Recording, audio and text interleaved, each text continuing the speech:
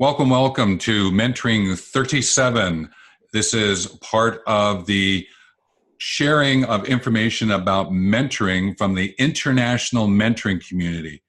And I'm Stephen Hobbs, and I'm the Director of Certification. And we also have Doug Lawrence, who's the Director of Education. And the two of us are co-creating the international mentoring community. And we wanted to bring ideas to you. So the basic format will be is we'll always read out what we understand mentoring to be as a definition, and I'm going to have Doug do that. And then I'm just going to outline that we're going to look at the action outcomes that make up the profile that one can go after, which is a certificate of competence mentor. But there's 68 action outcomes associated with the profile. And we're going to take one of them each week and have a conversation around those. And then we're going to go into some of the news that's available to you through the international mentoring community. And one of the great things is that we're going to have Doug.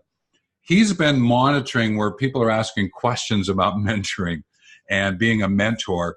And we're going to have him discuss one that he's just responded to lately.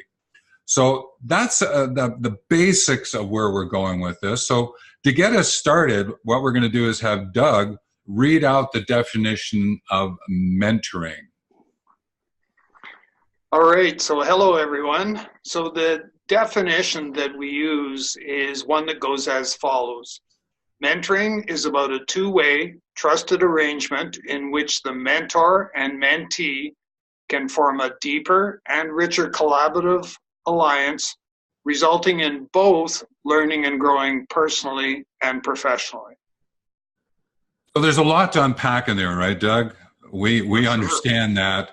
And over time, we're going to unpack that. But let's just think about this as a mentoring 37 minutes. We have a conversation about different aspects of mentoring. We have some presentations. And we might even have some of you who are listeners on the call as well. On this podcast, on this video show. It's going to be used in many different ways over the course of a week. But one of the things that I wanted to just really emphasize is that why Mentoring 37? Yes, to share the news. I've said that already.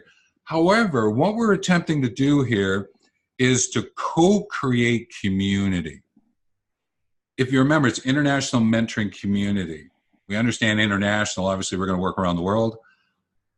Mentoring, given the definition, we know that's the focus, but this notion of community. And what we're looking to do is to invite people into the conversation. So we're looking, secondly, is to start establishing collaborative conversations about mentoring for the world, being a mentor for the world. And that's where we're going. Anything you want to add to that piece, Doug, at this point? No, but I think that what you're discussing or what you're sharing is going to tie in quite nicely to one of the responses that I replied to. And we'll get there in the next little bit. So sure. Okay, great. Well then, again, just to remind us, there are 68 action outcome statements in the profile for your Certificate of Competence Mentor. And what we're going to do is we're going to be looking at the first one, and speak responsively. There's so much just in those two words that it's worth unpacking at this point in time, so that what we can do is see where that takes us. So let me just do it this way. When we think of the word speak, we might think of words like talk, share, chat. These are words that we associate with it. And often what takes place is that each of those words that we use brings up a certain image of the kind of conversation that you're having with the person. Like when I think of chat, it's a little bit more informal, right? And a chat might be what happens within mentoring, right? The mentor and the mentee are in a chat, and it's just very informal. But sometimes you might get to a point where the mentor wants to share something, and that leans into educate a little bit more. There's a bit more formality to it. And this notion of speak, we know about, keynote speakers and thought note speakers. And the idea was sort of, when Doug and I put this together, we just sort of said, okay, well, look, we'll use the word speak because it's sort of somewhere in between this sort of formal flavor and this informal flavor. And we just thought that speak would be a really great way to look at it, because it also brings up the whole notion of things like tone and word choice and this notion of direction and charge. So let me unpack that just a little bit. Because when you're mentoring and serving as a mentor, your mentee is, in a non-conscious way, listening to the tone. And if you just drone on, that's a tone. Or if you're really excited and doing it because you really want to share it, that's a little bit too much. It's finding that balance again for the person that you're interacting with. And that's where, the arrangement, you've got to share, you've got to chat, you've got to speak, you got to use all of them to figure out what's going to work the best for you. But another part of this is word choice. And the best example I can give of that is the yes-no. In one situation, yes might be, whoa, great. In another situation, answering yes might be, oh. But we tend to always think of yes as being a great response or the correct response or the positive response. Well, sometimes yes can bring out it's a no, right? It brings out the no side of things. So again, the use of the words that we take into the mentoring situation. Another great one that I always remember is and but. Right. When you're sharing, when you're speaking, when you're chatting, and you throw in but, it can very much draw you back, pull you back, because it sort of has a sort of an abruptness to it. If you use and, it's the form of like a connector and keeps you moving forward. And one of the other things that I know is that when we speak, there is a direction and there is a charge. And what I mean by that is that the words that you're using sets in motion a direction. And that's why it's very important when we say speak responsively, there in that phrase, those word choices, there is a direction, but there's a sense of charge responsively, right? It's not speak so that to be understood, it's speak responsibly. There's something there. And that's what I want to take a look at responsively now and sort of unpack it. Now, responsively, it also links to the notion of responsibility, to respond. There's a neat connection there. So to speak responsively is to speak from a place of responsibility, not from a place of reaction or defensiveness. It's to come from a place of responsibility to do things. So what are you responsible to do when you speak responsibly? Well, you must have been listening to something, so you're going to speak in response to it, or you're setting something up so the mentee can listen, and you are setting in motion something that's going to be responsible to keep the arrangement moving forward.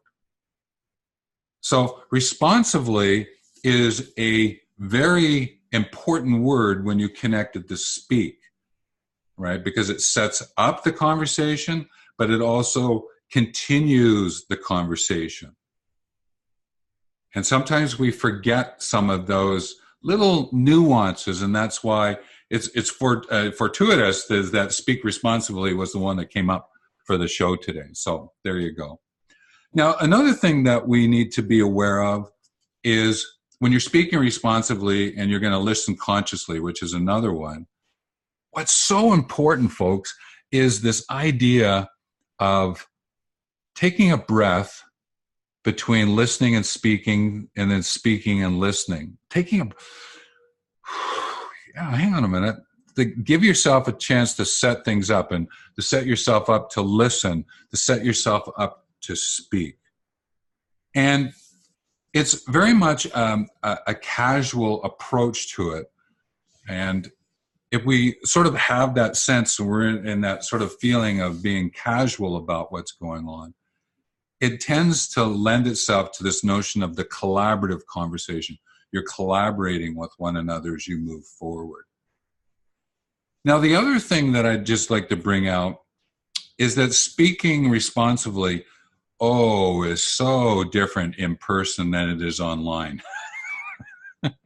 In person, there's a lot more nuances you can pick up. I get that. It's sort of like, as you're watching this video, it'd be very different if we were sitting down in a couple of armchairs and we had a cup of tea and we were talking about speaking responsibly as it linked to mentoring. This way, you may have your cup of tea with you, but it's not necessarily always quite the same. So we have to be very aware of, if you're going to do mentoring and speaking responsibly, you want to make sure, okay, that are you online or are you dealing with this from a in-person perspective? And the same is to be said for the phone. But here's something that I learned. No matter if you're in person, on the phone, you're online, you got to be present when you're speaking responsibly. Got to be present. The essence of presence, that's where we're coming from at this point in time. So I came up with this really funny way of reminding myself about speaking responsibly. All right. Face, fingers, feet facing forward. Because if I'm having a conversation like this, it's very different than having a conversation like this and speaking responsibly. So it's just one of those funny ways that I remembered to do that. And again, I just remind you is when you think about it, just using simple words like yes or no when speaking responsibly can make or break the conversation. So truly know how to use words like that in what you're doing. And I guess the last reminder I have around speaking responsibly, especially if the mentee has been asking you some questions or you've been in conversation and you do not know the answer, to speak responsibly is to say, you know what? I don't know what that answer is. That's something I'm going to have to go look up because, again, in the definition that we shared earlier, it's mutually learning and developing both personally and professionally. So don't bluff it, right? Stay with the sense of what's going on, all right? Now, that's about speaking responsibly. Now, this is an opportunity. I know that Doug might have something that he might go, you know what? I'd like to add this little piece of wisdom from his time as serving as a mentor. So, Doug, you want to just share what that is? Sure. So there's a couple things that you spoke about that fit quite nicely into, and maybe what I'll do is let me set the stage. So I was actually, I'm going to tell a bit of a story. So I was actually working with a chap I was brought in, and it was one of these situations where it was, I'm going to call it termination versus mentoring, for lack of a better choice of words. So either we change the behavior of the employee or that employee is going to be terminated.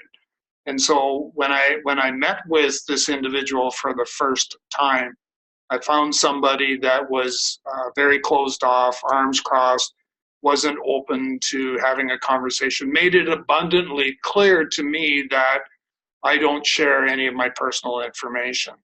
And so part of what I needed to be able to do was, so I was listening and hearing what he was saying, the little bits and pieces that he was saying. And what I needed to figure out was, what is my strategy going to be to kind of bring his walls down so we can get inside and have that conversation around, you know, what's actually taking place. So part of that is by speaking responsively, you can actually create a safe environment. And to be successful in a mentoring relationship, you need to create that safe environment. And so how I went about doing that was, and another thing of speaking responsibly is taking the experiences that I've had and figure out how am I going to share those in a responsible way with this particular individual. And I used a storytelling technique. And so what I found that was taking place was every time that I told a story that was relatable, he opened up a little bit more. And it, you know, the analogy I used, it was like a flower that's going to blossom, was as the conversation went on more and more, and the flower got wider and wider, you know, open, it became more open to receiving the messaging that I was trying to deliver to him. What's also important, though, is with the speaking responsibly, I needed also to be able to listen and hear what his responses were to the story that I told, because that was going to guide me in a direction to continue sharing and speaking responsibly, you know, with him to get him to open up more than what he already had. So, and then finally, the other point that I wanted to make as part of this whole story was you actually talked about one of the things that I'm a firm believer in, and that's when you are thinking about something that you're going to say, you need to think about how is it going to be received by that person. And you can sometimes take a mentoring relationship, a conversation, and you can turn it south on you very, very quickly if you don't take that pause. And what I typically say is pause and think about how is that going to be received. And I think I'll leave the story at that because I want to be able to share more of that a little bit later on. So I'm just going to use that as a bit of a teaser for everybody that's listening today. To start, here's my challenge to you. Start to think about what the potential outcomes will be if we continue down this path. And, you know, think of it from the aspect of, can we change the behavior based on what you've heard so far? If so, what does that look like? And the other part will be is, do you think that we will be successful in actually changing that behavior? And if so, you know, what will the potential outcomes be? So that's my challenge to everyone listening in. And based on that challenge, it comes from the place of speaking responsibly, because when you take that challenge on, it's also, how am I going to put that into action with the mentee? All right. So again, it might be worth just replaying that part of the podcast or the video, or whichever way you're listening in or watching at this point in time. So again, because Doug has a great level of experience. He is what I call a true mentor practitioner. I would call him an extraordinary mentor. Extraordinary mentor. And we have fun with that because we understand that there's mentors, there's great mentors, and then there's extraordinary mentors. And what Doug has done and why he's so suited as the Director of Education for the International Mentoring Community is he continually practices. He's continually working with mentees, whereas I tend to have gone now a little bit more into the background from a certification point of view, right? And I wanted to make that distinction. That's why the two of us are going to be on the calls, being able to share with you ideas. And so I might come at it with a little bit more of a theoretical look, even though I have lots of practice as well, because I'm one who's writing articles. I'm one who is developing the certification processes and the auditing and the verifying. And Doug is doing a lot of the education. He's out there. So what are the couple of topics that you're bringing to the foreground out there, Doug, through the work that you're doing? I don't want to say it's shifted. I think that my focus, my philosophy on mentoring has changed immensely. And part of the reason for that is the aspect of having gone through the Certificate of Achievement Mentoring and the Certificate of Competence Mentor. And what I found for me, what that did was it gave me a deeper, richer understanding of the mentoring process.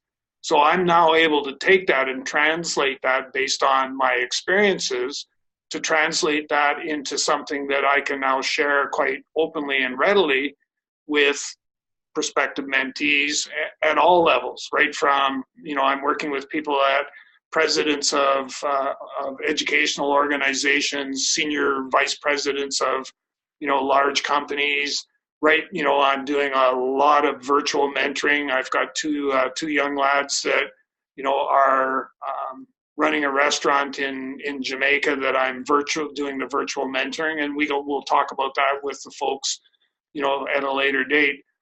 But for me, the big thing, the messages that I'm sharing, are the significance and importance of obviously speaking responsibly, but also the fact of building, trusted relationships, being able to communicate effectively, and the aspect of, how powerful mentoring can be, workplace mentoring can be in your organization for a number of different reasons. So a lot of those are the messages that, we're trying to get out there, and, and people are starting now to respond back to us to be able to say, okay, tell me more. I want to learn more. And sort of the last thing is that a lot of people fail to see or fail to realize that mentoring creates that learning and development environment. So when you have workplace mentoring in place, you've actually created a learning, in addition to, a workplace mentoring culture, you've also created that learning and development environment. And I think therein is like, if you're a manager leader using mentoring, it's an educating approach. If you're a parent, grandparent, and you use mentoring, it's an educating approach. You're a CEO working with the other C-suite, use mentoring, it's an educating approach.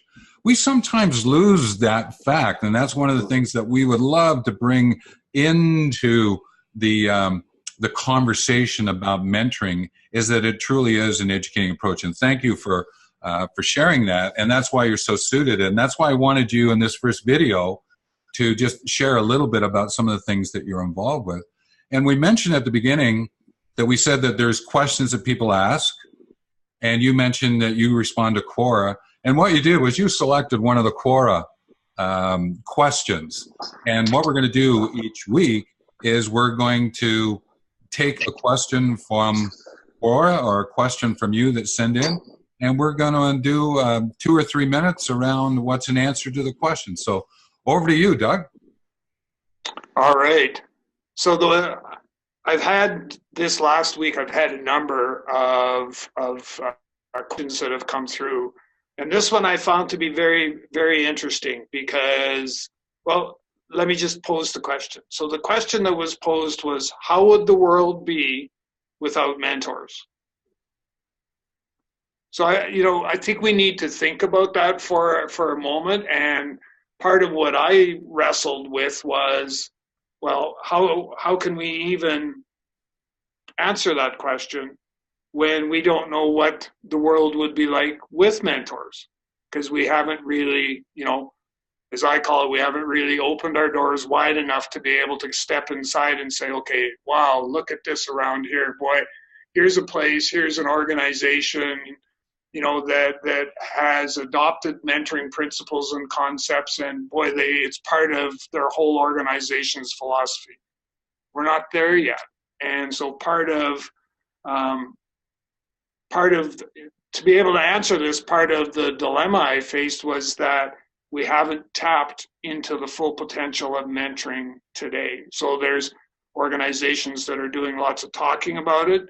There's organizations that have implemented programs that haven't really fulfilled their needs because they weren't customized to their organization. So there's a number of different things that, create a bit of a problem. I facilitate a mentoring circle every 2 weeks, and we discuss on numerous occasions, what would it be like without mentoring? And, they jokingly, of course, say, well, we wouldn't be getting together on these alternate Saturdays to have this conversation, which is true. However, it goes beyond that. So part of my answer that I went back to this person that asked this question was the aspect, what if I was able to illustrate what it would be like if we truly embraced the gift of mentoring and actually could imagine a world where mentoring was in place right from the very moment you enter or you're brought into the world. So just think about that. So there you are, and I mean, that's a stretch, but there you are, you come into the world, you're starting your journey through life, and you get exposed or you get presented with mentoring right out of the gate. Mentoring will then begin in the home. So your parents would have, mentoring tools and techniques to be able to work with, with their children. The children go to school, and at all levels of the elementary and into higher education, mentoring is there for them. So it's, peer mentoring, peer-to-peer mentoring, so students mentoring students, and so on and so forth. And then when you leave the educational arena, hoping that we never quit learning, of course, but when you leave the formal education, process, you then get into the workplace where, oh my gosh, mentoring is still being used and it's embraced, and organizations, as soon as you walk through the door, as part of the onboarding process, they assign you with a mentor. Imagine what that would look like versus looking at it from the aspect of what if, what's the world like without it? Imagine what it will be like with mentoring and, looking at it from, like I said, the family, the schooling, and then into the actual workplace. That was the picture that, I painted. It was a world that prides itself on the aspect of learning and the sharing of knowledge with others through the gift of mentoring. And that was kind of, long story short, that was the response that I shared back in response to that question. So in many ways, this gift of mentoring, this is what you're talking about. It's actually a book that you wrote called The Gift of Mentoring. And this notion of encouraging mentoring throughout one's life. If one does a search of word mentoring, you see a lot of references to youth. I see it a lot to do with business startups for the entrepreneurs. You see mentoring in the workplace programs for people who are looking for career advancement. We're not seeing as much about those people who may have moved into a lifestyle where I've done my work years, in a sense. What else can I do? And I know that we would like to see those who have that lived experience to be able to share it. But I would also ask, and note, I'm going to use a but there, I'm going to use, mentoring isn't about age. Mentoring is about lived experience. And we're going to talk more about that another time. So I'm going to leave that with you because that's a myth, this whole notion of mentoring and age. There is quite a story that's been built up around that. So we'll take that on another time. So thanks for that. And so again, everyone, we're going to bring out another question. So again, if you have a question you want to send in, there will be links to connect with us on our contact page for the international mentoring community. And please send it in, and we'll certainly tackle it as we go forward. And if you do send it in, you're going to get the book, The Gift of Mentoring, as a thank you. So let's just move over to, there are some updates that we would like to give.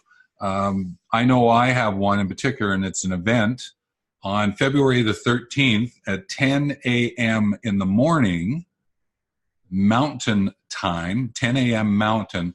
I'll be doing a webinar that connects managing and leading and mentoring, and what it means to be an extraordinary mentor as you serve as a manager and a leader. So there'll be a link to the page that explains a little bit more about what that is. You can sign up.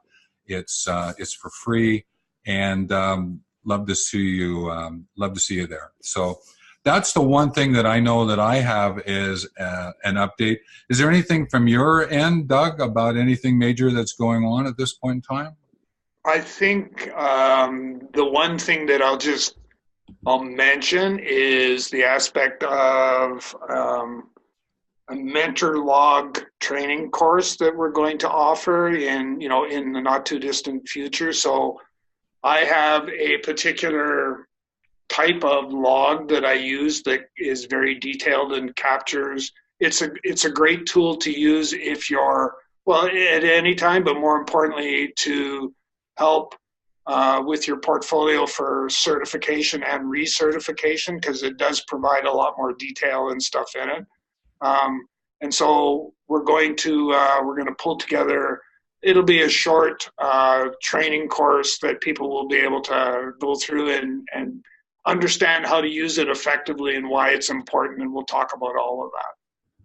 Yeah, and it's one that you've used for many years now, and you've detailed up the your learning, the stories, how you're going to shift things, how you're going to speak responsibly next time. Oh, did I just slip that in? And to be able to keep track of what's going on. So thanks for reminding us about that. So each month there'll be something new that we'll be bringing out from the international mentoring community for your value add. So we certainly will be encouraging you to sign up for that information, and there will be more details about that on the respective pages that are forthcoming, but you'll see them linked with the video series that we're creating. On the podcast, one of the things that I would encourage you to do is two things. One is go to wealthmovement.com/wealth-blog. So let me spell that. WELLTH movement.com/wealth, WELLTH-blog.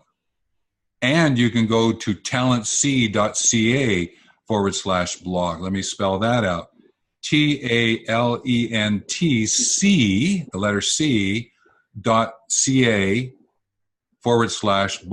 So the Wealth Movement is the blog that I write. The Talent C is the one that Doug writes. So each of our businesses, we brought it together to co-create the international mentoring community to get it started. So those are places to certainly get the information. Now, Doug, is there any other event or any other mentoring situation you just want to take a minute or two to just share with everyone? Well, the one thing I guess is where things are in motion to create mentoring minutes with Doug Lawrence. So with myself, very short, very succinct, 2 to 3 minute kind of messaging to get certain things out there. That will come, obviously. My sources for what the topics will come from you, the listeners, as well as like I mentioned earlier. I do facilitate a mentoring circle, and we explore a lot of different things, which I'd be more than delighted to share, albeit in a smaller version, but I'd be delighted to share with our listening audience as well. So stay tuned for that. It will be coming in the not too distant future. Yeah, and that brings up is that this Mentoring 37 happens on Tuesday every week at 10 a.m. All right, 10 a.m. Mountain, 9 Pacific, and noon on Eastern. And while this one was taped, we will be moving into a live stream format, probably not next week, but the week after that. We're just getting this up. We're just getting this rolling. We're just getting into our groove here. And we certainly welcome any ideas or thoughts that you might have to share back with us about how we might even improve it, or topics that you would like to cover. But every week we will be dealing with an action outcome from the profile. We'll be doing a quora or a question from the audience. We'll do some updates about what's going on, where you can get a hold of more information, and as we build the community. And one of the things we'll do is we'll be setting up a place for you to come join us to have a conversation so that you can actually practice a way to speak responsively. So that's my way of saying take care. Doug, what's your way of saying take care? We'll close it off. Happy mentoring. You can't do better than that, right, Doug? Yep, that's the best. I'm smiling. All right, Doug, take care. Thanks very much, okay?